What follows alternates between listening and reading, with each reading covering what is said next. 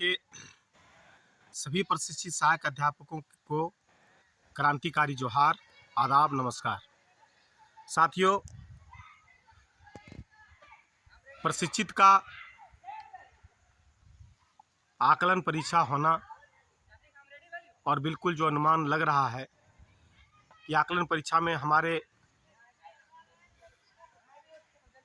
साथी 60 से 70% रिजल्ट लेकर आ रहे हैं और इसके लिए सभी साथियों को हार्दिक अभिनंदन, स्वागत है। हम लोग शुरू से यह देख रहे थे कि कुछ लोग आकलन परीक्षा को लेकर के, नियमावली को लेकर के तमाम बिंदुओं पर भ्रम फैला रहे थे, लेकिन नियमावली लागू हुआ, 4% की वृद्धि हुई, मेडिकल मिला, अनुकंपा पर जीत है, अनुकंपा पर जो हम लोग बात आगे उसके लिए बढ़ रहे हैं लेकर के, ईपीएफ और कल्याण कोष पर भी बातें आगे बढ़ रही हैं। हम लोग ईपीएफ और कल्याण कोष लेकर के रहेंगे क्योंकि हमारे लिए अभी वर्तमान समय में ईपीएफ और कल्याण कोष का लाभ लेना अति आवश्यक है, इसे इतर हम नहीं जा सकते हैं। दूसरी बात, आकलन परीक्षा विभागीय परीक्षा है।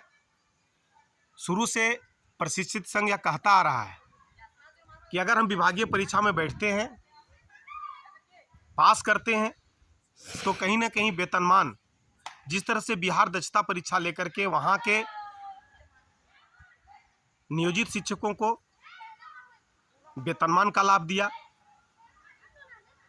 टेट के समतुल्य जो भी लाभ मिल रहा है वहाँ दिया जा रहा है, उसी को आधार बनाते हुए हम लोग भी अब आगे बढ़ने जा रहे हैं। ये रोड में पहले ही तैयार था। दूसरी बात, विभागीय परीक्षा है।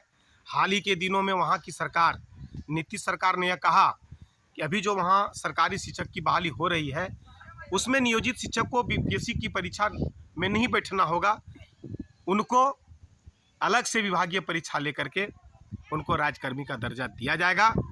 हम भी आकलन परीक्षा दिए, ये विभागीय परीक्षा है, जैक एग्ज़ाम लिया, 150 का एग्ज़ाम लिया और इसका जो क्वेश्चन का लेवल था वो सीटेट और जेटेट से कहीं कठिन था।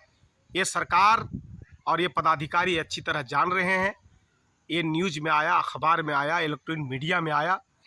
ये तमाम बिंदुओं पर जब हम देखते हैं तो हम बहुत मजबूत स्थिति में खड़े हैं कि हमको भी राज्यकर्मी का दर्जा मिलना चाहिए। और अगर हम एक साथ, एक आवाज़ में अगर सभी प्रशिक्षित, झारखंड के प्रशिक्षित सहायक अध्यापक आते हैं तो निश्चित रूप से हम राज्यकर्मी का दर्जा लेंगे और हम वेतनमान पाएंगे। साथियों, एक तरफ टेट वाले आज आमरण अनशन कर रहे हैं, हम उनका स्वागत करते हैं, भगवान से प्रार्थना करते हैं कि उनको वेतनमान मिले, इससे हमको कोई गुरेज नहीं है। लेकिन अगर प्रशिक्षित सहायक अध्यापकों से या प्रशिक्षित संघ के नेतृत्वकर्ता से अगर वह यह चाहते हैं कि उनका समर्थन मिले तो इस पर कहीं ना कहीं हम लोगों को भ्रम की स्थिति में पड़ जाते हैं।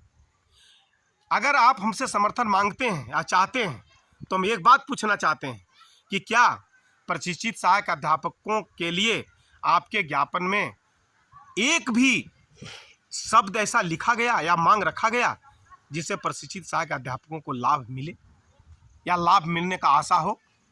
तो किस आधार पर और किस बिना पर हम आपके आमरण अनशन को हम समर्थन दें? ये सवाल उठता है, सवाल हम पूछते हैं क्योंकि हम स्पष्ट रूप से कोई चीज़ को रखते हैं और स्पष्टता के साथ आगे बढ़ते हैं।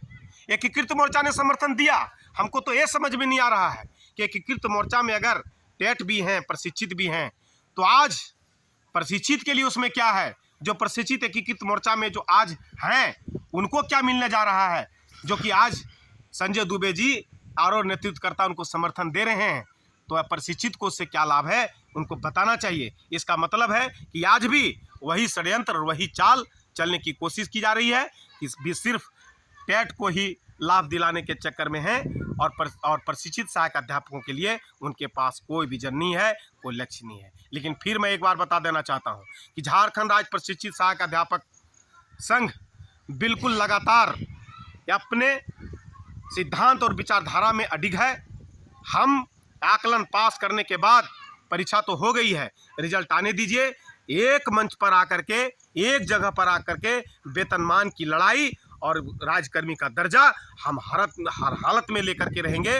और जो ये मानदेय में टेट और प्रशिक्षित का जो इतना अंतर है, उस अंतर को भी एकदम बिल्कुल समतुल्य करेंगे, क्योंकि बिहार समतुल्य मानदेय टेट और दक्षता जो पास किए हैं प्रशिक्षित उनको दे रहा है। हम उसको आधार बनाकर ये जो इतना षड्यंत्र करके इतना अलग और इतना